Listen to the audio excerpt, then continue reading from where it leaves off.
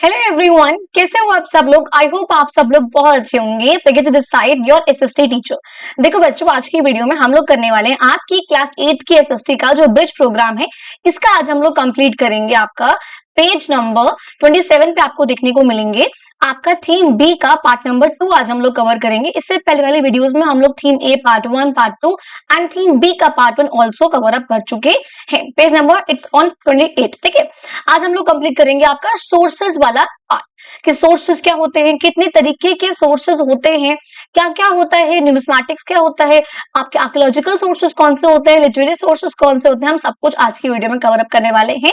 अगर आप लोगों ने प्रीवियस वीडियोस ना देखी हो, आप लोगों ने उनको काफी प्यार दिया है, खासकर जो फर्स्ट वाली वीडियो हमारी रही है एग्रीकल्चर इन सॉइल्स वाली, वहां से हम लोगों ने शुरू करा था। आज हम लोग थीम बी के पार्ट नंबर 2 को कवर अप करेंगे। हम लोग क्या करते हैं अपनी वीडियोस में, मैंने हर एक लाइन बाय लाइन जो भी मुझे इंपॉर्टेंट चीजें आप लोगों को बताने के लिए लगी है, उन सब के मैंने स्पेसिफिकली यहाँ पे देखो नोट्स आप लोगों के लिए प्रिपेयर करके रखे हुए हैं। और इन नोट्स का पीडीएफ आप लोगों को पता है, टेलीग्राम चैनल का ग्रुप है आप लोगों का, आप लोग उसको ज्वाइन करके वहां से इसको भी डाउनलोड कर सकते हो। तो चलो अब बिना किसी देरी के अपने इस वीडियो की शुरुआत करते हैं। देखो सबसे पहले बात करूं सोर्सेस की। आखिर सोर्सेस क्या होते हैं हिस्ट्री में, सोर्सेस का मतलब क्या होता है। सोर्स का मतलब ये है कि भाई वो चीज कहाँ से मिल रही है हमें। अगर मान लो मुझे इतिहास के बारे में जानना है, मुझे हिस्ट्री के बारे में जानना है, तो आखिर उसका सोर्स क्या है, कहाँ से मुझे प्रोवाइड हुई है, वो इन्फॉर्मेशन मुझे कहाँ से मिली है, उसको मैं कहूंगी सोर्स। ये बात बहुत सिंपल समझ में आई, उसको मैं क्या कहूंगी बच्चा, आपका सोर्स। अब देखो, अब हम अगर बात करें यहाँ पे जस्ट सेकंड, ठीक है, सोर्सेस की बात करें। अब देखो आपके चैप्टर के अकॉर्डिंग हमें यहाँ पर ये सारे ही तरीके के सोर्सेस के बारे में पढ़ना है। एटलीस्ट आप लोगों को पता होना चाहिए कि इसका मतलब क्या होता है। अगर आपका वर्ड यहाँ पे लिखा है देखो, एज यू सी न्यूमिस्मैटिक, ये भी एक प्रकार का सोर्स होता है। क्या मतलब होता है इसका, कॉइन्स या मेडल्स, यानी कि उस समय क्या हमें कोई कॉइन्स मिल जाए उस समय का, मान लो गुप्ता पीरियड है, मान लो मौर्यन पीरियड है, अशोका का टाइम चल रहा है, कुछ भी टाइम चल रहा है, इतिहास का कोई भी समय, जब उस टाइम पे वर्ल्ड राजा था, उस राजा के समय पे कॉइन्स कैसे थे। फॉर सपोज मुझे एक कॉइन मिल गया जिसमें मुझे दिख रहा है कि पिलर है, अशोका का पिलर है, सारनाथ का पिलर है, आगे पढ़ोगे आप लोग उसको तो मैं समझ जाऊंगी ये जो चीजें कब कब की, अशोका के टाइम की है, तो मुझे पता लग गया इतिहास के बारे में। सेम एज यहाँ पे मेडल्स का होता है। लिटरेरी सोर्स का मतलब क्या होता है, हम पहले भी डिस्कस कर चुके हैं। लिटरेरी सोर्स का मतलब जो मैंने यहाँ पे नहीं लिखे हैं वो ऑलरेडी बता चुकी हूँ, प्रीवियस वीडियोस अगर आप लोगों ने देखी है तो आपको पता होगा, इसलिए मैंने उनको मेंशन नहीं करा, बट फिर भी आप जान लो कि होता क्या है। लिटरेरी सोर्स का मतलब होता है एक ऐसा सोर्स जिसको मैं पढ़ रही हूँ। फॉर सपोज उस समय पे कोई मनुस्क्रिप्ट थी, मनुस्क्रिप्ट का मतलब बता चुकी हूँ पहले भी कि जो पाम लीफ पे लिखते थे ना उस समय पे लोग, उसे हम बोलते हैं मनुस्क्रिप्ट। तो वो लिखा हुआ सोर्स है, लिटरेचर सोर्स है, मैं उसको पढ़ रही हूँ। अच्छा अच्छा, ओके ओके, तो ये उस समय की बात हो रही है, तो मैं उसके बारे में जान गई, इन्फॉर्मेशन मिल गई। अच्छा, एक होता है एपिग्राफी। एपिग्राफी का मतलब होता है इंस्क्रिप्शन से पढ़कर जो मुझे पता लग रहा है, इंस्क्रिप्शन को देखकर उनको अब जैसे मान लो एक वो आपका मैन्युस्क्रिप्ट जो कि पाम लीफ पे लिखी गई है, बहुत डेलिकेट होती है, क्या पता उड़ जाए, क्या पता फट जाए, बहुत होता था उस टाइम पे। लेकिन इंस्क्रिप्शन का मतलब क्या होता है, जब मैं किसी भी हार्ड सरफेस पे, कोई मेटल का सरफेस है, जब राजा उस पे कुछ गड़वाता था ना, ऐसे गड़वा गड़वा के कुछ लिखवा रहा है, दैट इज कॉल्ड इंस्क्रिप्शन। और यूजुअली राजा उसको यूज करते थे अपनी अपनी विक्ट्री दिखाने के लिए। इस जगह पे गड़वा दिया भाई, यहाँ मैंने ये वाला वॉर जीता था, ठीक है, तो वो क्या था आपका, आपका एपिग्राफी है। आर्कियोलॉजिकल साइट्स क्या होती है बता चुकी हूँ। आर्कियोलॉजिकल साइट्स का मतलब होता है, साइट्स का मतलब क्या है बच्चा, लोकेशन। आर्कियोलॉजिकल साइट्स का मतलब क्या है, ऐसी लोकेशन, मान लो मैं इस लोकेशन पे गई, मुझे कुछ मिला है यहाँ पे, मुझे डॉकयार्ड मिला, मुझे यहाँ पे एक फॉर सपोज क्रेमेशन ग्राउंड मिला, मुझे कुछ भी मिला, मुझे मेगालिथिक स्टोन्स मिले बहुत बड़े बड़े, तो मैं समझ जाऊंगी, जगह को देखूंगी, जगह को स्टडी करूंगी, तो वो जो जगह है वो मेरा आर्कियोलॉजिकल सोर्स है इस तरीके से। अच्छा जी, आर्टिफैक्ट्स का मतलब होता है उस समय पे यूज होने वाले कोई बर्तन, कोई पॉट, कुछ भी चीज जो उस समय पे लोग यूज करते होंगे, वो आर्टिफैक्ट्स। ट्रेवल अकाउंट्स का सिंपल सा मतलब क्या आप लोगों को पता है, इंडिया में बहुत अलग अलग जगहों से लोग आते थे इंडिया में ट्रेवल करने के लिए, बुद्धिज्म, जैनिज्म, वेदा के बारे में जानने के लिए, तो वो ट्रेवलर है। तो वो जो इंडिया में आ रहे हैं, जब वो आते हैं तो उनके बारे में कुछ कुछ लिखते हैं, इंडिया में क्या हो रहा है, कैसे हो रहा है, क्या क्या चीजें थी, सब कुछ लिखेंगे, आगे पढ़ेंगे हम उसको, वो आपका हुआ travel accounts. And private papers का मतलब क्या है भाई, किसी भी पर्सन ने, ये ऑफिशियल नहीं है, ये अनऑफिशियल चीज है, कोई इंसान लेटर लिख रहा है, कोई डायरी है उसका, कोई पर्सन उसकी इन्फॉर्मेशन है, तो वो हो गया प्राइवेट पेपर्स के, उसमें उसने अपने व्यूज लिखे हुए हैं भाई। जैसे ट्रेवलर अकाउंट्स में आपको देखने को मिलेगा कि जो सामने वाला बंदा आ रहा है, जो चाइनीज पिलग्रिम आ रहे हैं या ग्रीक से लोग आ रहे हैं, वो हमारे इंडिया के बारे में क्या सोच रहे हैं। लेकिन प्राइवेट पेपर्स का आपको देखने को मिलेगा राजा महाराजा क्या सोच रहे हैं वो नहीं, क्योंकि मैं या आप जैसे नॉर्मल लोग क्या सोच रहे हैं, तो हम लोग डायरी हमने लिखी हुई है, वो डायरी जो है मिल गई है आज के टाइम पे किसी को, तो वहां का उस टाइम का प्राइवेट पेपर है। तो मैं समझ जाऊंगी। तो ये आपके हुए कुछ सोर्सेस के बारे में, आखिर कौन कौन से सोर्सेस होते हैं आपको सबका मतलब पता होना चाहिए। अब देखो टॉपिक वाइज हम करेंगे भाई पेडागोजी में। पेडागोजी का मतलब पता है कि हम लोगों को आपको कैसे पढ़ाना है, क्या पढ़ाना है, उसके बात कर रहे हैं। तो हम क्या क्या आपको पढ़ाएंगे जिससे आपका स्टूडेंट का, बच्चों का पार्टिसिपेशन इंक्रीज हो सके। पहली चीज, सर्वे मेथड को मुझे ध्यान में रखना चाहिए और आप लोगों को कोई हिस्टोरिकल साइट्स पे आपको टीचर्स को लेके जाना चाहिए।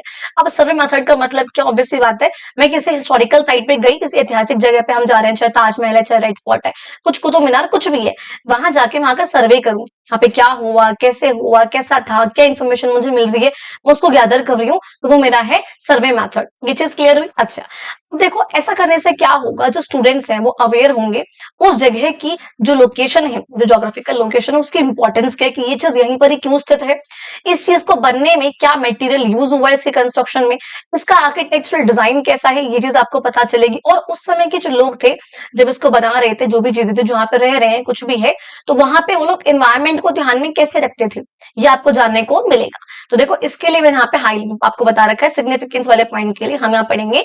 और मैंने यहाँ पे पॉइंट आपको जो टॉपिक डिस्कस करना है मुझे वो करना आप लोग को समझाते हुए इंडस वैली सिविलाइजेशन, इसको हम लोगों ने पहले भी पढ़ा हुआ है, अपनी वीडियोस में मैंने पहले भी इसका जिक्र करा हुआ है, और मुझे काफी अच्छा लगता है कि आप लोगों को इसके बारे में पता चले, जो कि आपकी इंडिया की पहली अर्बनाइजेशन है। इंडिया की पहली अर्बनाइजेशन है, आपको इसके बारे में पता चलना चाहिए। इंडिया की सेकंड अर्बनाइजेशन कौन सी थी बच्चा? सेकंड अर्बनाइजेशन वो आपकी थी जब लोग इंडस वैली, देखो ये आपको दिख रही है मैप में, यहाँ पे जो लोग रह रहे थे। अब आपको मैप में ये चीज बहुत क्लियरली दिख रही है, ये आज का पाकिस्तान है थोड़ा सा, और थोड़ा सा आज का इंडिया है, हल्का बहुत यहाँ पे अफगानिस्तान वाला पार्ट है, लेकिन वैसे वैसे जो आपका पाकिस्तान ही है, नॉट अफगानिस्तान, वैसे बहुत रेयर है। तो पाकिस्तान है और आज का आपका इंडिया वाला पार्ट है, ये जो है आपका चीज है आज टाइम के, ये आपका उस टाइम का इंडस वैली सिविलाइजेशन के अंदर था, पहली अर्बनाइजेशन। इसके बाद क्या हुआ था, कुछ सालों बाद, कुछ सौ हजारों सालों का 900 से 800 सालों का गैप हुआ था। उसके बाद जो भी ये लोग थे, कई सारे लोग जो इसमें से उठ के गंगा वैली की तरफ आ गए थे, यहाँ पे आगे की तरफ पूरा, और ये आपका बना था इंडिया का सेकंड अर्बनाइजेशन। क्या बना था? इंडिया का सेकंड अर्बनाइजेशन। पता है इसका जिक्र आपके 7th क्लास की बुक में है, लेकिन जो न्यू बुक आई है उसके अंदर, बिकॉज मेरे आपको मेरे चैनल पे इसकी वीडियोस भी देखने को मिल जाएंगी, लेकिन वो 7th क्लास की न्यू बुक है, लेकिन आप लोगों ने 7th क्लास में जो ओल्ड बुक्स है वही पढ़ी है, इसलिए आप लोगों की 8th क्लास के बुक्स के आने में डिले हो रहा है, ताकि आपको ये ब्रिज कोर्स लाया गया, ताकि जो भी आपने 7th क्लास में नहीं पढ़ा उसका एक तरीके से आप ब्रिज मेंटेन कर लो, ताकि 7th का पुराना और 8th का ये ब्रिज, जिसमें 7th का कुछ न्यू ऐड है, फिर आप 8th का न्यू पढ़ो। इसलिए यहाँ पर हम इस सारी वीडियोस को कवर अप कर रहे हैं और मैं इसका जिक्र भी करते हुए चल रही हूँ। जैसे आपको दिख रहा है ये जो इंडस वैली सिविलाइजेशन का मैच्योर फेज था इस टाइम पे, एक तरीके से ये जो सिविलाइजेशन थी, पता है कि 3300 BC के आसपास शुरू हुई थी, 3300 BC के आसपास शुरू हुई थी, और ये चली थी आपकी बताऊं अगर कुछ 1300 BC तक, 1200-1300 नहीं, बल्कि नहीं, एक्चुअली नहीं, ये आपके 1800 BC तक चली थी, 1800 BC तक ये चली थी। उसके बाद 800 सालों का कम से कम गैप हुआ था, और फिर 1000 BC से मैं देखते चलूं अगर, उस टाइम पे गंगा वाली जो सिविलाइजेशन थी वो शुरू हुई थी। अब अगर कुछ बच्चों को यहाँ पे डाउट है मैम ये BC-AD कॉन्सेप्ट क्या था, एक बार इसको समझ लो, बिकॉज एक बार एक बच्चे ने पूछा था कमेंट बॉक्स में कि मैम ये BC और AD वाला कॉन्सेप्ट समझ में नहीं आ पाया है। तो देखो एक बार BC और AD का कॉन्सेप्ट अगर बेसिक रूप से बताऊं, आप लोगों को मैथ्स में पढ़ते हो नंबर लाइन के बारे में, उसमें क्या होता है, यहाँ पे 0 होता है, ऐसे मान लो यहाँ पे आपका, यहाँ पर ये आपका बर्थ ऑफ क्राइस्ट, मान लो यहाँ पे जो है क्राइस्ट का जन्म हुआ। क्राइस्ट कौन? जो जीसस क्राइस्ट थे, उनका जन्म हुआ यहाँ पे 0 साल मान लो। जब इंटीजर्स में आप नंबर लाइन में इससे आगे जाते हो तो प्लस होता है, यहाँ पे ऐड होता है, पता है आप लोगों को, और यहाँ पे आपको बताया माइनस में आते हैं ना, -1 -2 -3 इस तरीके से करते हुए चलते हैं, -1 -2 इस तरीके से करते हैं। यहाँ पे क्या होता है, 1 होता है, यहाँ पे 2 होता है, यहाँ पे 3, इस तरीके से। आपको एक बेसिक बात याद रखनी है कि जो भी मान लो क्रिश्चियन का बर्थ आज हुआ, इससे पहले का जो भी टाइम था वो बिफोर क्राइस्ट है, यानी कि BC। अच्छा, इसके बाद का टाइम जो है उसे AC मत कहना, आफ्टर का है, उसे कहते हैं हम AD, not AC but AD, anno domini. ठीक है जी। अब देखो पहले आज का पॉइंट समझो, आज हमारा चल रहा है 2025। क्या चल रहा है बच्चा? ये 2025। जब हम इसको हिस्टोरिकल हिस्ट्री के बेसिस पे लिखते हैं ना, तो हम इसको लिखते हैं 2025 AD। क्या लिखते हैं? 2025 AD। ठीक है, या कई जगहों पे AD को आगे लिखते हैं, मानते हैं AD को आगे लिखेंगे, AD 2025 इस तरीके से लिखते हैं।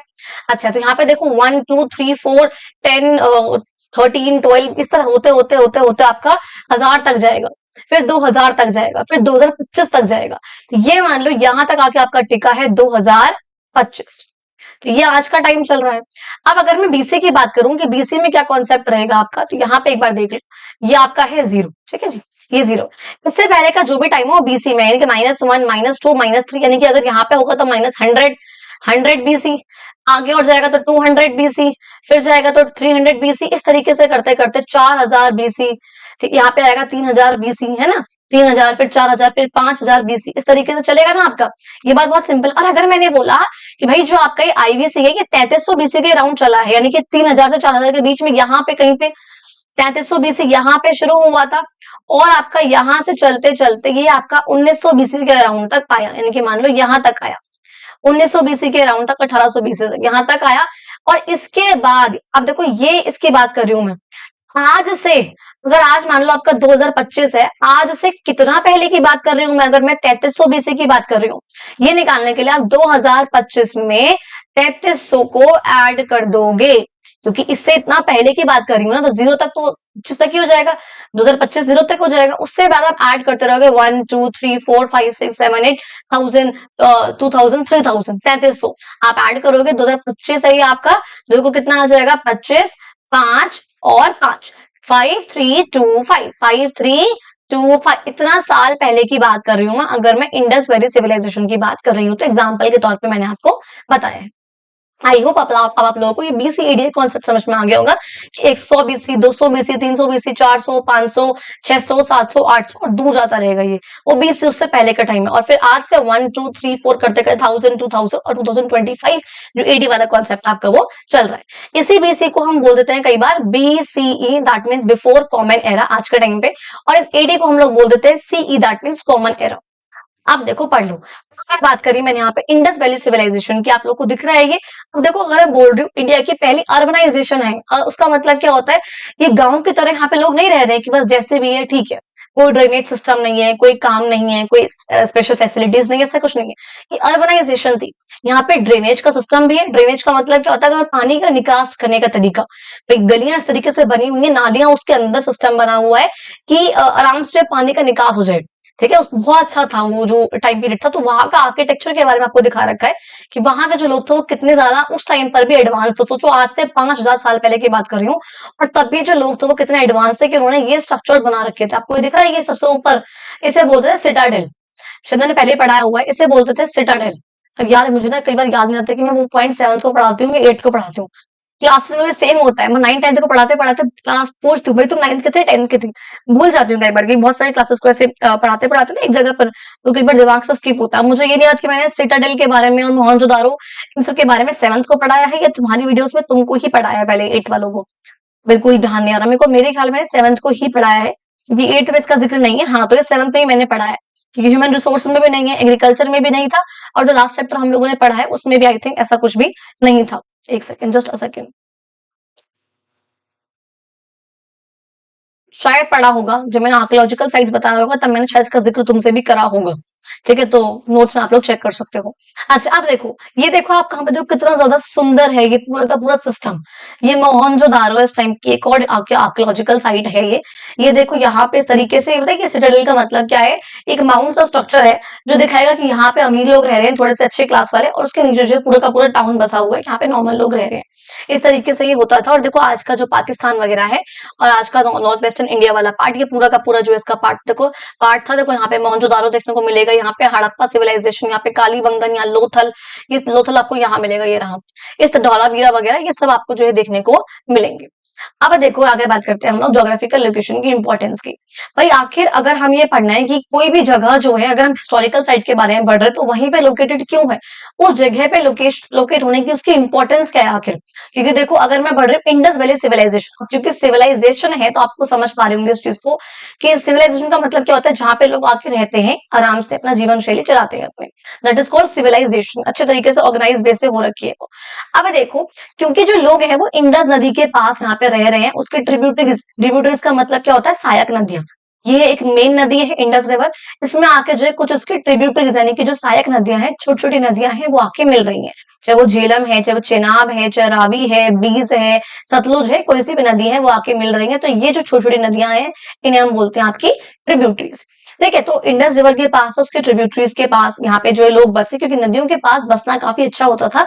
नदियों के पास आप बसोगे तो जो नदियों के अपने नदियों के द्वारा लाया गया जो सैंड, सिल्ट, क्ले वगैरह है, उससे सॉइल बनेगी, एलुवियल सॉइल। उस सॉइल में आप खेती कर सकोगे, तो एग्रीकल्चर होगा। और उस समय पे आप लोगों को पता है मैक्सिमम मतलब 80 to 90%, ऑलमोस्ट 90% लोग हैं वो एग्रीकल्चर पे ही डिपेंड है। तो वो जो है काम करना बहुत जरूरी होता। अब देखो बोल रहे हैं ये जो लोकेशन है ये प्रोवाइड कर रही है access to fertile river valleys. ये बता चुकी हूँ, क्योंकि बहुत फर्टाइल एरिया बन जाता था वो, क्योंकि यहाँ पे एग्रीकल्चर काफी अच्छा हो रहा था और उससे पॉपुलेशन बहुत ज्यादा होगी। आज भी आप देखते हो जो आपके नदर्न प्लेन्स वाला एरिया है, यूपी, बिहार, दिल्ली, ये सब जगहों पे पॉपुलेशन बहुत ज्यादा है। क्यों? क्योंकि यहाँ पे जो भी आपका ऊपर से पानी आ रहा है इंडस, गंगा, ब्रह्मपुत्र के द्वारा, यहाँ पे सब डिपोजिट करा सबने, और उसके बाद से यहाँ पर जो है आपका पॉपुलेशन जो है बहुत ज्यादा है। बिकॉज आज भी 54% जो पॉपुलेशन है वो एग्रीकल्चर पर ही डिपेंड है। बहुत सिंपल। मैंने बोला भैया अब क्योंकि नदी है आसपास तो ट्रेड भी काफी अच्छा होगा, ट्रांसपोर्टेशन वगैरह भी काफी अच्छे से हो जाएगा।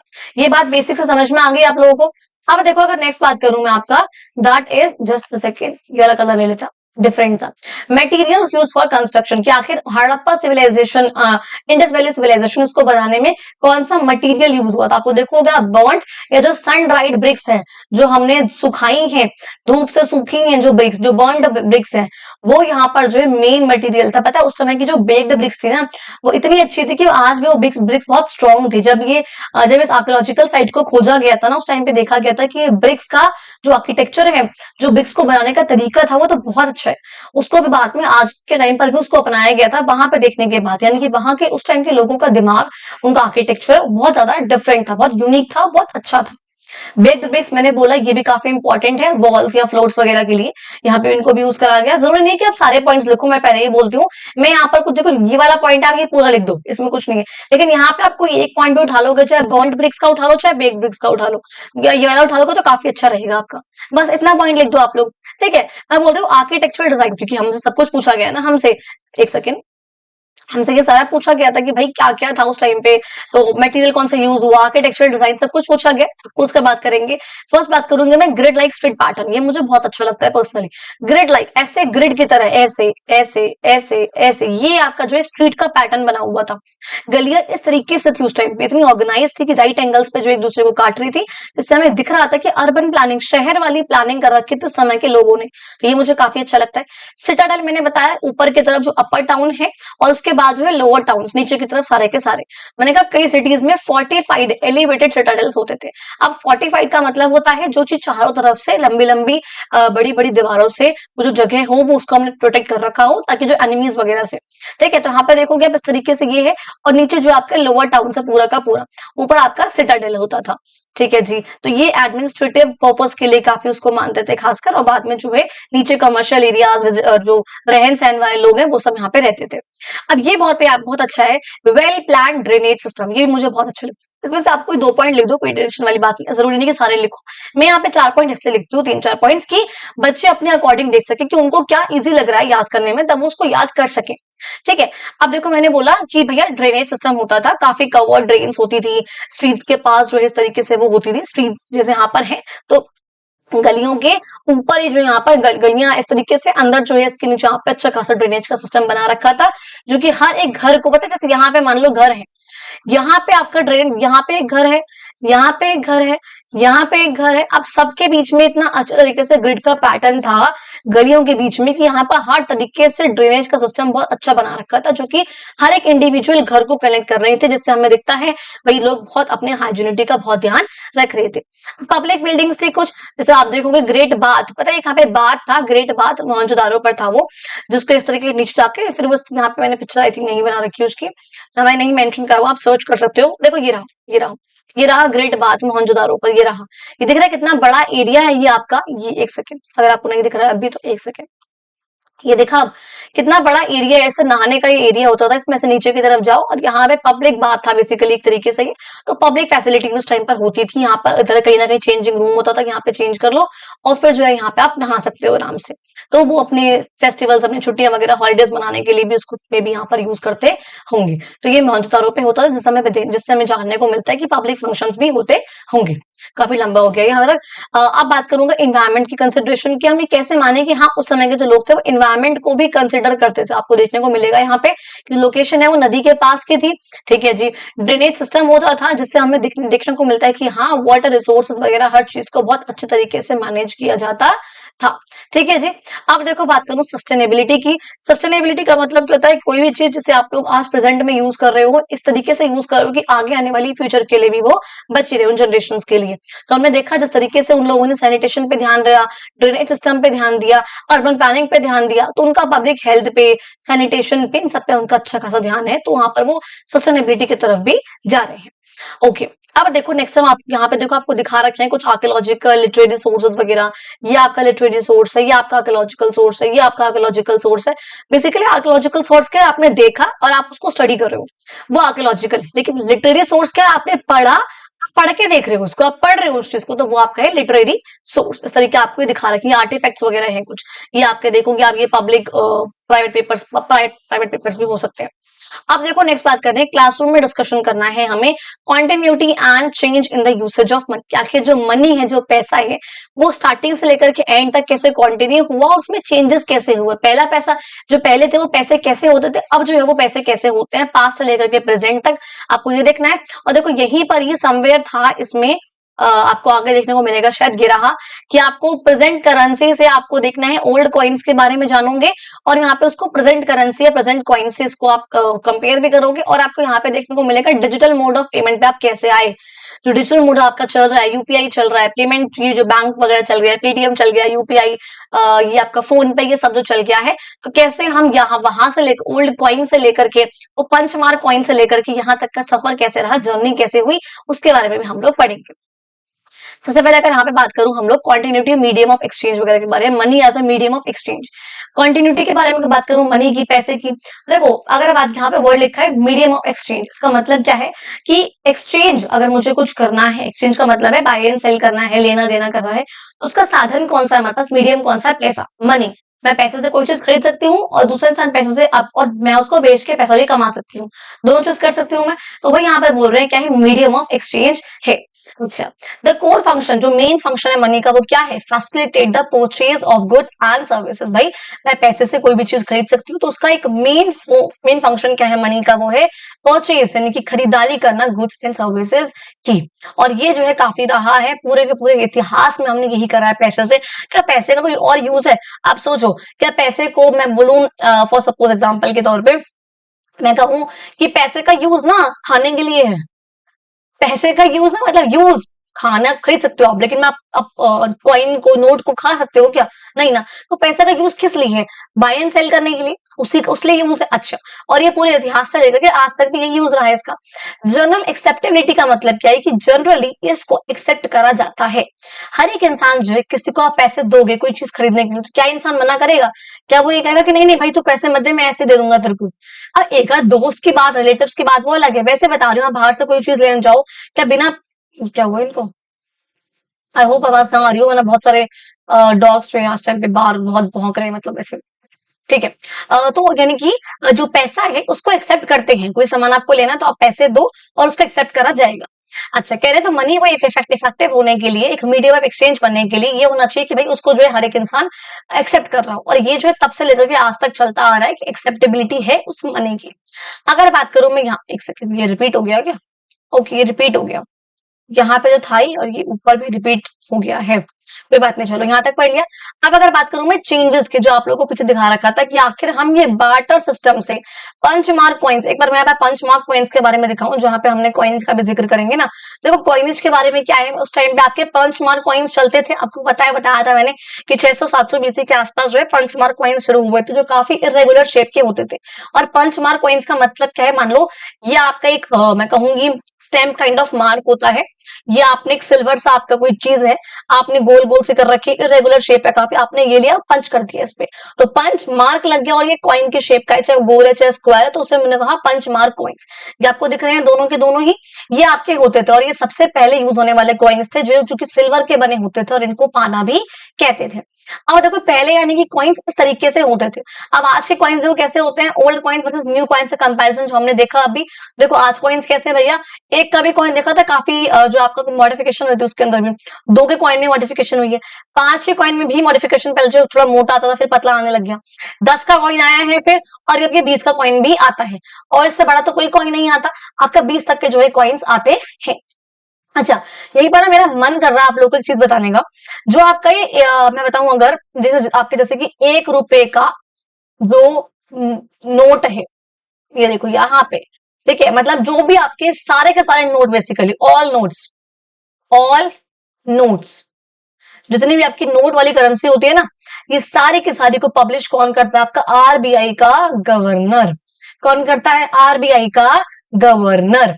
और 1 रुपए का नोट और सारे के सारे जो कॉइन्स हैं, जैसे मैं इसको अलग लिखा है, 1 रुपए का नोट और जो सारे के सारे कॉइन्स है, इसको पब्लिश करते हैं आपके फिनेंस मिनिस्टर। कौन करते हैं, फिनेंस मिनिस्टर, जो आपकी अभी है निर्मला सीतारमण जी, वो करती है। यानी कि सारे के सारे जो नोट वाली करेंसी है, आप देखोगे उस पर आरबीआई के गवर्नर के साइन होते हैं, लेकिन जो 1 रुपए का नोट है और सारे के सारे जो कॉइन्स है, उसमें आप देखोगे तो आपको दिखेगा यहाँ पर जो आपका निर्मला सीतारमण जी है, फिनेंस मिनिस्टर जो है, वो इसको जो है पब्लिश करते हैं। ठीक है, अब देखो मैं कॉइन्स की बात कर रही हूँ, तो अब मैंने कॉइन्स का आप लोगों को बता दिया।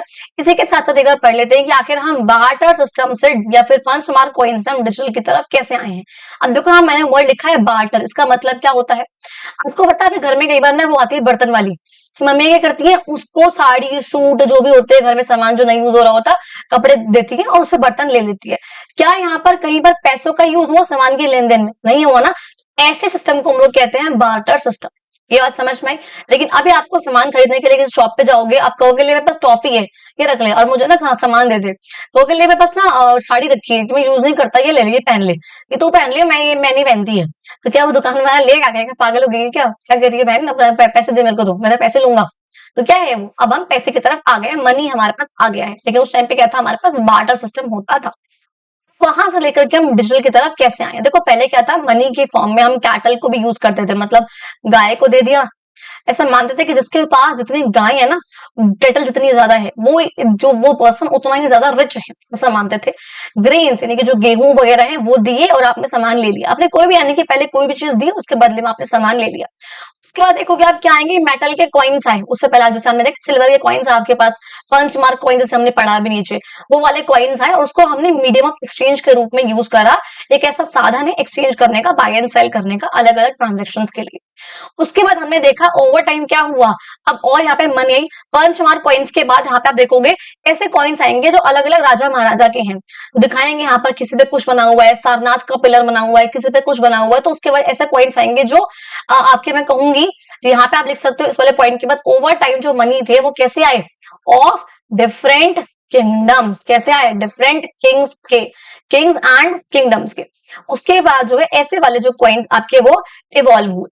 अच्छा जी ठीक है, ये वाले भी आ गए। अब इसके बाद यहीं पे आप देखोगे ये वाले, अब इसके बाद आप देखोगे एक सेकेंड, ये ठीक है। इसके बाद क्या आएगा आपका, अब यहाँ पर आएंगे आपके पेपर करेंसी। उसके बाद जो आपके पेपर करेंसी आई और कुछ अलग प्रकार के कॉइन्स हैं, जैसे आपका 1 का 2 का 5 का, इस तरीके से कॉइन्स आते थे, तो वो है पेपर करेंसी। पेपर करेंसी के रूप में आप पेपर करेंसी कौन कौन से भैया, नोट आए, सिंपल सी बात है। अब उसके बाद नो कॉइन से मॉडिफिकेशन जो है चलती रही, नोट से मॉडिफिकेशन चलती रही, कभी डिमोनेटाइजेशन भी हुआ, ये सब चीजें हुई, 1000 का बंद हो गया, 500 का बंद हो गया, उसकी जगह अलग अलग चीजें आ गई, ये सब काम जो चलते रहे। 2000 का बंद हो गया, सॉरी 500 का तो आ रखा है। अब यहाँ पे क्या है, अब हमारे पास है डिजिटल फॉर्म्स, यानी कि debit card, credit card, UPI payments, ये सब जो आज हमारा टाइम पे चल रहा है। इवन आप देखोगे क्रिप्टो करेंसीज तक है, इससे भी जो हम जो है अपना काम करते हैं, फैसिलिटेट करते हैं ये भी ट्रांजेक्शन्स को। यानी कि ये जो है आपका क्या हुआ है, डेबिट क्रेडिट कार्ड्स का आना, मनी का यहाँ पे डिजिटल फॉर्म लेना, यूपीआई पे, पेटीएम, फोन पे, ये सब जो है चल रहा है। यानी कि पहले किस तरीके से बार्टर सिस्टम से ग्रेन्स वगैरह लेने से हम लोग पंच मार्क कॉइन्स पे, पंच मार्क कॉइन्स अलग अलग किंग्स और किंगडम्स के अलग अलग कॉइन्स हुए, उसके बाद जो हमने देखा अलग अलग पेपर करेंसी और कॉइन्स आए, उन कॉइन से मॉडिफिकेशन हुई, पेपर करेंसी मॉडिफिकेशन हुई, डीमोनेटाइजेशन तक हुई, उसके बाद जो हमारी डिजिटल करेंसी आई। और उस डिजिटल करेंसी में क्या क्या चीजें हैं, आपका debit card, credit card, UPI payments, Paytm, phone पे, सब चीजें हमारी आ जाएंगी। ये चीज समझ में आ गई, और ये आपका हुआ यहाँ तक का। अच्छा जी, ठीक है, यहाँ हमने सारा पढ़ लिया कॉइन्स कॉइनेज का वगैरह का। अब देखो यहाँ पर दिखा रखा है आपको, आपको अलग अलग ट्रेवल के अकाउंट्स के बारे में पढ़ना है। फॉर सपोज आपको एक अकाउंट के बारे में आपको लिख कर आना होगा, और आपको देखा जाए कि भाई, जिससे आपको समझ में आएगा कि जो फॉरेन ट्रेवलर्स होते हैं, जो अलग अलग कंट्रीज से आते हैं, उनका हमारे लोगों के लिए, हमारे यहाँ पे एडमिनिस्ट्रेशन जो कर रहे हैं, जो शासन को चला रहे हैं, और जो लोगों की जीवन शैली है, उनको लेकर क्या उनका पर्सपेक्टिव है, हमको यहाँ से जानने को मिलता है। तो यहाँ पर हमको ट्रेवल अकाउंट्स के बारे में हम लोग यहाँ पर पढ़ेंगे। अब मुझे काफी अच्छे लगते हैं बार बार ह्वेन सांग के बारे में जिक्र करने का, क्योंकि मुझे पर्सनली काफी अच्छे लगते हैं फा हियन, ह्वेन सांग वगैरह। ये चाइनीज ट्रेवलर्स हैं जो कि हमारे इंडिया में आए थे, बुद्धिज्म, ऋग्वेदा, इन सबके टाइम पर आए थे। जैसे जो आपके ह्वेन सांग है, आपको दिख रहे हैं पिक्चर में इस तरीके से, ये वाले हमारे ह्वेन सांग है, और ये आए थे बुद्धिज्म के। जब बुद्धिज्म यहाँ पर था, तो बुद्धिज्म को जानने के लिए, उसको समझने के लिए, उसको फॉलो करने के लिए ये आए थे। अच्छा, आप सोचते हो श्रीलंका में, चाइना में, यहाँ पर बुद्धिज्म फॉलो होता है, जबकि बुद्ध तो हमारे यहाँ पे थे, है ना। बोध गया बिहार में लेकर उन्होंने वहां से जो सब कुछ शुरू करा था अपना, वहां ट्री के नीचे बैठ के। तो यहाँ से हर जगह कैसे फैल गया वो, ये सब लोगों के थ्रू फैल गया। यहाँ से कुछ लोग गए तो फैला दिया इंडिया से, चाइना से कुछ लोग आए तो यहाँ पर रिलीजन को एक्सेप्ट करा, अपने यहाँ वापस ले गए, यहाँ पे इसको मानने लग गए। समझ रहे हो, ये जो चीजें बहुत हुई है। श्रीलंका में जो है अशोका ने खुद अपने बेटे को भेजा था, महेंद्र को, फैलाने के लिए इस चीज को, जो आपका बुद्धिज्म है। तो क्योंकि अशोका बहुत बड़े मानते थे बहुत ज्यादा बुद्धिज्म को, बुद्धा को बहुत मानते थे। अब देखो यहाँ पे ये क्या दिखा रखा है, ये रूट है, किस तरीके से ह्वेन सांग ऐसे करके चाइना से इस तरीके से घूम घाम के, ये आपका इंडिया वाला पार्ट है। हिंदू कुछ माउंटेन से आए थे, और फिर इंडिया में कई साल देखो वो रहे हैं, और यहाँ पे उन्होंने ये सब जगह जो है वो घूमी भी है। मैं बोल रही हूँ भैया, चाइना के बहुत बुद्धिस्ट मॉन्क है, काफी अच्छे जो है मानते हैं उनको, और ट्रेवलर हैं जो कि इंडिया में आए थे 7th सेंचुरी में। अब 7th सेंचुरी का मतलब क्या है भैया, 7th सेंचुरी बीसी, यानी कि देखो अगर मैं लिखी हूँ 7th सेंचुरी, तो यानी कि फिलहाल बात हो रही है, क्योंकि हर्षवर्धन के टाइम पे, हर्षवर्धन के टाइम की बात है। अगर यहाँ पे कुछ भी मेंशन नहीं है, मान लो आपका बीसी अगर यहाँ पे नहीं लिखा है, तो यानी कि ये कब की बात हो जाए, अगर आप बीसी नहीं लिख रहे, यानी कि ये बात है हमारी एडी की। एडी की बात है, एडी के मतलब क्या है, आज आपका क्या चल रहा है, 2025 चल रहा है, 2025 चल रहा है ना। यहाँ पे देखो, ये आपका 0 था, इससे पहले जो है बीसी था, इसके बाद एडी था। अब एडी की बात कर रही हूँ, यानी कि 1 2 3 4 करते करते 100 आया होगा, फिर 100 के बाद 200, 300, 400, 500, 600 और 700, यहाँ पे था 700। अगर मैं बोल रही हूँ 7th सेंचुरी, यानी कि आज आपका क्या चल रहा है, आप लोगों को पता है 21st सेंचुरी, क्या चल रहा है आज आपका 21st सेंचुरी चल रहा है। अब 21st सेंचुरी का मतलब क्या है, 2000 से लेकर के 2099। डोरेमोन कब आया था, डोरेमोन कब आया, 22nd सेंचुरी में आया ना, यानी कि 2100 के बाद आएगा। और अभी क्या चल रहा है, 2025 चल रहा है, यानी कि इसके बीच का टाइम है। तो जब भी हम सेंचुरी की बात करते हैं, अगर एडी की बात कर रही हूँ, नॉर्मल बात कर रही हूँ, 21 को हम बाद में लेते हैं। तो 2000 से लेकर के 2021 तक का, अगर राउंड ऑफ करूं, तो 2000 से लेकर के 2021 तक का हम टाइम मान के, सॉरी 2100, मतलब 2000 से लेकर के 2100 का, क्योंकि यहाँ पे 2099 होता है ना, तो मान लो यहाँ पे 2100 तक का, ये आपके 100 साल हो गए, क्योंकि सेंचुरी में 100 साल होते हैं, मिलेनियम में 1000 साल होते हैं। तो यानी कि अगर मैं बात कर रही हूँ 21 सेंचुरी, तो यानी कि 2000 से लेकर के 2099, 2100 तक की बात कर रही हूँ। ऐसे अगर मैं बोल रही हूँ 7th सेंचुरी, यानी कि 600 से लेकर के 700 तक की बात कर रही हूँ। ये बात आपकी है एडी में, ठीक है, ये बात कब की, एडी में। अगर मैं 6th सेंचुरी की बात कर रही हूँ, यानी कि 500 से 600, ठीक है। अगर मैं 5th सेंचुरी की बात कर रही हूँ, यानी कि 400 से 500। लेकिन अगर मैं बीसी की बात कर रही हूँ, बीसी में, तो यहाँ पे अगर मैं बोल रही हूँ 7th सेंचुरी बीसी, तो इसका मतलब है कि जैसे मान लो यहाँ पे ये था आपका, तो पहले यहाँ पर 8 से आया होगा, फिर यहाँ पे 700 आया होगा, क्योंकि बैकवर्ड चलेगा ना ये, सॉरी एक सेकेंड, हाँ, तो यहाँ पे पहले आपका 700 होगा, फिर यहाँ पे 800 होगा, फिर यहाँ पे 900 होगा, इस तरीके से बैकवर्ड चलेगा ये 800 700। तो अगर मैं 7th सेंचुरी बीसी की बात कर रही हूँ, दैट मीन्स 800 से लेकर के आपका यहाँ पे 700 से लेकर के 600, 700 से लेकर के 600 तक की। आई आई थिंक थोड़ी बहुत कंफ्यूजन आप लोग को यहाँ पर हो रही होगी, तो मैं एक बार जस्ट ब्रीफ में क्लियर कर देती हूँ। अगर मैं 7th सेंचुरी एडी बोल रही हूँ, नॉर्मल जैसे ईयर आपका 2025 वाला 21st सेंचुरी जैसे चल रहा है, इसका मतलब होता है 7th सेंचुरी एडी का, इसका मतलब सिंपली क्या आपका 600 से 700 एडी, ठीक है जी। इस टाइम पीरियड की बात कर रही हूँ। लेकिन अगर मैं यहाँ पर कह रही हूँ 7th सेंचुरी बीसी, यानी कि मैं बात कर रही हूँ आपकी 700 से 600। ये बात बहुत सिंपल है, बस इसको आपको याद रखना है। अब देखो, अब अपने पॉइंट पे अगर मैं वापस होती हूँ, दैट इज दिस। मैंने बोला भैया 7th सेंचुरी के टाइम पे आया था, जब हमारे यहाँ पे हर्षवर्धन जो किंग थे उनका राज चल रहा था, इंडिया में आए थे बुद्धिज्म के बारे में और जानने के लिए, और जो नालंदा यूनिवर्सिटी थी जो बिहार में थी उसके में पढ़ने के लिए। आपको पता होगा नालंदा यूनिवर्सिटी इंडिया की उस टाइम पे बहुत बड़ी यूनिवर्सिटी थी, बिगेस्ट यूनिवर्सिटी थी। इसमें अलग अलग जगहों से जो लोग हैं वो बहुत दूर दूर से पढ़ने के लिए आते थे। जो बहुत इंडिया के अलग अलग पार्ट्स में इसने ट्रेवल करा था, 15 साल कम से कम यहाँ पे रहा था ये, और इसने काफी चीजें लिखी है कि इसने क्या क्या देखा उसके बारे में। इवन एक बुक भी थी इसकी यहाँ पर, records of the western world, western world के बारे में लिखा था, जो कि इंडियन हिस्ट्री के बारे में जानने के लिए काफी इंपॉर्टेंट है थोड़ा बहुत। अच्छा, अब देखो ह्यूमन सांग ने क्या क्या इन्फॉर्मेशन दी है उसकी बात करें। पीसफुल एंड प्रोस्पेरस किंगडम है, हर्षवर्धन के टाइम पर आया है, 15 साल रहा है, तो उसी के टाइम के बारे में लिखा है कि यहाँ पे लोग कैसे रह रहे थे। देखो यहाँ पे आपको पूछा भी हुआ है ना, आपको लिखना है यहाँ पे उस टाइम पे लोग कैसे थे, क्या कर रहे थे। इवन यहाँ पे समवेयर एक क्वेश्चन भी था, जस्ट अ सेकेंड, कि आपको ट्रेवल अकाउंट्स के बारे में आपको लिखना है, ऐसे लिखना है कि लोग क्या आए, उन्होंने किस किस चीजों के बारे में जिक्र करा, क्या करा, सोशल कल्चर उस टाइम पे लोगों का कैसा था, लोग क्या चीजें मान रहे थे, क्या नहीं मान रहे थे, आपको उसके बारे में बताना है। देखो मैंने बोला पीसफुल है, बहुत शांत सा, बहुत प्रोस्पेरस यानी कि बहुत पैसे वाला किंगडम था। इंडिया को उसने बताया कि जहाँ पे बहुत सारे किंगडम्स हैं वो बताया। वेल गवर्न है, यानी कि हर्षवर्धन के टाइम पे अच्छे तरीके से गवर्न हो रहा था। नालंदा यूनिवर्सिटी जहाँ पे वो पढ़ने के लिए आया था उन्होंने उसके बारे में बताया था कि भाई ये जो है बहुत ज्यादा ही अच्छा सेंटर है लर्निंग का, जहाँ पे थाउजेंड्स ऑफ स्टूडेंट्स और टीचर्स हैं जो कि अलग अलग देशों से यहाँ पर पढ़ने के लिए आ रहे हैं। रिलीजियस लाइफ की बात करूं भैया, क्योंकि यहाँ पर जो लोग हैं वो बुद्धिज्म और हिंदुइज्म, हिंदू का कल्चर और बुद्धू कह सॉरी सॉरी बुद्धिज्म कल्चर जो उस टाइम पे लोग जो है फॉलो कर रहे थे, और ये जो है मेन रिलीजन जो है लोगों के हुआ करते थे। इवन वो कुछ जो बुद्धिस्ट की मोनास्ट्रीज वगैरह है, टेम्पल्स वगैरह है, वहां पर भी वो गए थे। अगर बात करूं उस टाइम पे सोसाइटी कैसे थी, लोगों की कल्चर कैसा था, तो उसने देखा था यहाँ पे कास्ट सिस्टम जो है उन्होंने देखा यहाँ पे काफी प्रेवलेंट है, जो कि आज भी है, ऑब्वियस सी बात है ये यहाँ पर था। और जो लोग हैं वो वही रूल्स फॉलो करते हैं जो कि उनकी कास्ट के बेसिस पे यहाँ पर लिखे गए हैं। ट्रेड की बात करूं, इकोनॉमी की बात करूं, तो इंडिया जो है भैया नेचुरल रिसोर्सेज में काफी रिच है, आपको पता है, और काफी रहेगा भी 16th सेंचुरी तक। इवन 16th में कहूँ या 17th कहूँ, जब तक आपके ब्रिटिशर्स नहीं आ जाएंगे, या मुगल्स का नहीं कहूंगी, मुगल्स नहीं आ जाएंगे, तब तक जो है काफी अच्छा प्रोस्पेरस किंगडम जो है हमारे यहाँ का रहेगा। अगर मैंने बोला है सिर्फ और सिर्फ 16th सेंचुरी, दैट मीन्स मैं बात कर रही हूँ 1500 से लेकर के 1600 तक की, ठीक है, यानी कि 1599 होता है बेसिकली, लेकिन मैंने राउंड ऑफ करने के लिए आप लोगों के लिए लिख दिया है 1600, ठीक है जी। अच्छा, अब अगर इसकी बात करें तो यानी कि ट्रेड यहाँ पे काफी एक्टिव था, और यहाँ पे मार्केट जो है काफी फुल ऑफ गुड्स हुआ करती थी। क्या मैंने यहाँ पे बोला जो डिटेल्स है, इन सब डिटेल्स है जो हिस्टोरियंस है जो इतिहास के बारे में पढ़ते हैं, उनको जो 7th सेंचुरी में जिंदगी कैसी थी, एंशिएंट इंडिया कैसा दिखता था, उसके बारे में जानने के लिए काफी मिल गया है। अब देखो अगर हमसे बोला गया है भैया हमें रोल प्ले करना है, आप लोग खुद कर सकते हो कि भैया आप किसी को भी देख लो, किसी राजा का आप रोल प्ले कर सकते हो अपनी क्लास में, आपको बताना होगा कि कैसी पर्सनैलिटी थी उनकी, वो कैसे बात करते थे, कैसे काम करते थे, आपको वो रोल प्ले अपनी क्लासेस में करना होगा। अब यहाँ पे देखो बात कर रहे हैं फोटो एल्बम प्रिपेयर करनी है, आपको कुछ फोटोज वगैरह लगानी है, कुछ लोकल मॉन्यूमेंट्स की, कॉइनेज की, पर्सनैलिटीज वगैरह की। तो फोटो एल्बम के लिए मैंने यहाँ पे लिया है, मान लो मॉडर्न पीरियड की बात करूं, इस टाइम पे मॉन्यूमेंट्स जो है कैसे थे।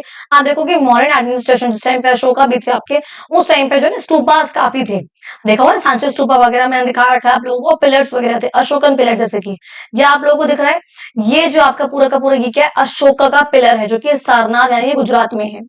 कहाँ पर है, सारनाथ यानी कि गुजरात में, इसे हम बोलते हैं अशोकन पिलर एट सारनाथ, यानी कि सारनाथ पिलर। ये यहाँ पे आप लोगों को मैं एक सेकंड दिखाती हूँ, रुको, गुजरात में है ना ये। तो यहाँ पे जो हमने आईवीसी के बारे में पढ़ा है ना, यहाँ पे एक साइट भी थी सारनाथ की,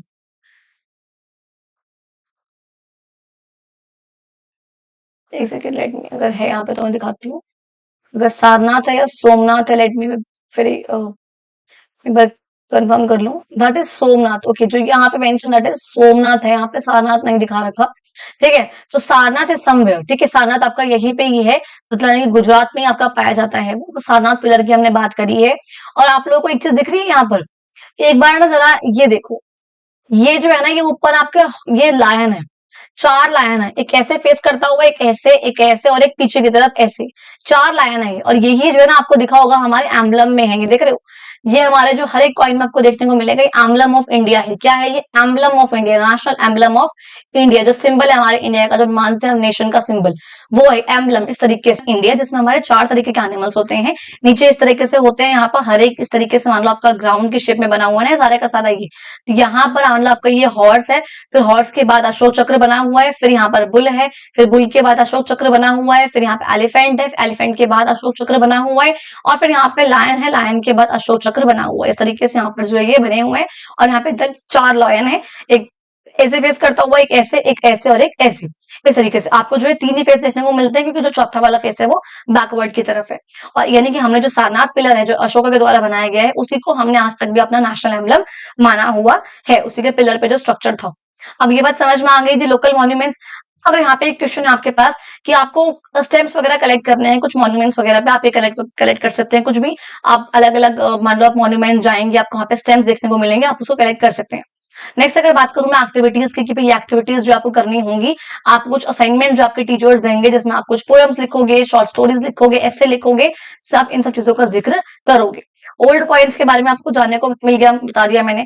जर्नी कैसे हुई डिजिटल मोड की तरफ, कैसे आए हम, वो देख लिया हमने। अब हम देखेंगे diversity of costumes in India, India में कितने तरीके की कॉस्ट्यूम्स पाई जाती हैं। तो यहाँ पे देखो बहुत सारे तरीके की हैं, और इसमें कुछ मैंने मेंशन कर रहा है कि महाराष्ट्र में मराठी स्टाइल का है, जम्मू कश्मीर में पहाड़ी स्टाइल वाला है, केरला में आपको दिखेगा इस तरीके का, आपको व्हाइट वाला है, बिहार में इस तरीके से सिंदूर लगा के काफी अंदर तक वो है, वेस्ट बंगाल में अलग है, साड़ी इस तरीके से बंगाली स्टाइल में पहन रखी है, गुजरात है, ये मिजोरम है, पंजाब है, हर एक जगह का अलग अलग है। तो ये वेराइटी ऑफ बहुत सारी अलग अलग प्रकार के जो कॉस्ट्यूम जो है इंडिया में पाए जाते हैं। अगर बात करें हम कि भाई कौन कौन सी जगह है जहां पे कॉटन की वैरायटीज ग्रो करी जाती हैं, बेसिकली इंडिया में 4 तरीके की कॉटन जो है ग्रो करी जाती है, और 3 जोन्स में होती है बेसिकली। एक आपका नॉर्दर्न जोन है, जो नॉर्दर्न पार्ट है आपका, जहाँ पंजाब, हरियाणा, राजस्थान वगैरह यहाँ पे है। एक सेंट्रल जोन है, बीच वाला गुजरात, महाराष्ट्र, मध्य प्रदेश, और एक आपका नीचे वाला पार्ट है सदर्न जोन, जहाँ पे तेलंगाना, आंध्र प्रदेश वगैरह में काफी माना जाता है, कर्नाटक वगैरह में, और एडिशनली तमिलनाडु, उड़ीसा वगैरह में भी ये पाई जाती है, ग्रो करते हैं। अलग अलग प्रकार की कॉटन है, जैसे एक आपकी है गॉस्पियम हिर्सुटम, तो ये कौन सी अपलैंड कॉटन है, जो यानी कि जिसको बहुत ज्यादा 70% जो कल्टीवेशन है वो इसी वाली कॉटन का होता है, जी हिर्सुटम। फिर एक आपकी जी बैबेंडीज है, एक्स्ट्रा लॉन्ग स्टेपल जो होती है, बहुत लंबी लंबी सी होती है ये, तो यहाँ पे ग्रो होती है, ये स्ट्रेंथ और सॉफ्टनेस को दर्शाती है। एक जी आर्बोरम है, और एक जी हर्बाशियम है, जो कि एशियन कॉटन है। आप देखोगे जो इंडिया में गुजरात जो है वो लार्जेस्ट प्रोड्यूसर है कॉटन का, ये मैंने आप लोगों को एडिशनली बताया है। उसके बाद महाराष्ट्र आता है, उसके बाद तेलंगाना आता है। इन तीनों का मिला के कंट्री की टोटल प्रोडक्शन 65% तो जो है इन्हीं तीनों से हो जाती है, और बाकी जगहों से अलग अलग वो हो ही जाती है। अब अगर बात करूं प्राइमरी वर्सेस सेकेंडरी अकाउंट, जो यहाँ पे सॉरी अकाउंट नहीं, ये सोर्सेज है, प्राइमरी वर्सेस सेकेंडरी सोर्सेज, ये टाइपिंग मिस्टेक हो गई है। तो यहाँ पे इसके बारे में जिक्र करेंगे कि प्राइमरी सोर्सेज आपको प्रोजेक्ट वगैरह प्रिपेयर करना है, उसके लिए पता होना चाहिए कि आखिर प्राइमरी या सेकेंडरी सोर्सेज होते कौन से।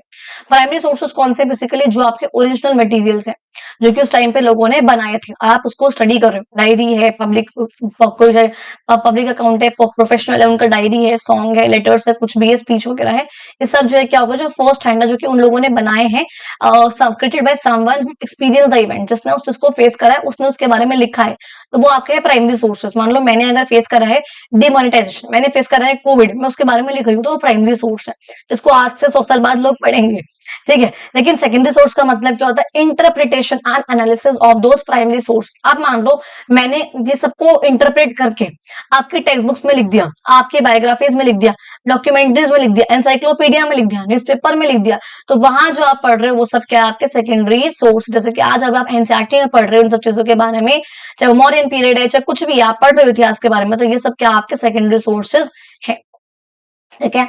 तो ये आपका हुआ chapter almost cover up, I think हो चुका है, यस कवर अप हो चुका है। ट्रेवल अकाउंट्स हम लोग ऑलरेडी कवर अप कर चुके हैं।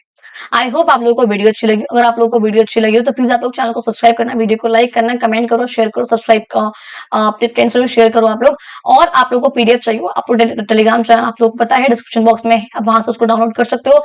आप लोग को पता है इंस्टाग्राम हैंडल भी है मेरा, प्रगति अग्रवाल ऑफिशियल के नाम से, वहां पे आप उसको फॉलो कर सकते हो। कुछ बच्चों ने फॉलो करा है, थैंक यू फॉर देम। यहाँ पे मैं रील्स वगैरह अपलोड करा करूंगी, कुछ कंटेंट अपलोड करने की यहाँ पे कोशिश करूंगी, बस एग्जाम्स वगैरह हो जाए मेरे, इसलिए अभी काफी वीडियो में डिलेट भी हो रहा था, वीडियो अपलोड नहीं हो पा रही थी, बिकॉज एग्जाम्स चल रहे हैं, तो सब कुछ मैनेज करना बहुत मुश्किल हो जाता है, क्लासेस, एग्जाम्स, कंटेंट, और आपको पता है मेरा एक फन वाला पेज भी है, तो सब कुछ को मैनेज करना काफी मुश्किल होता है, इस वजह से थोड़ा सा वीडियो में डिले हो जाता है। बाकी thank you so much for your patience and thank you so much.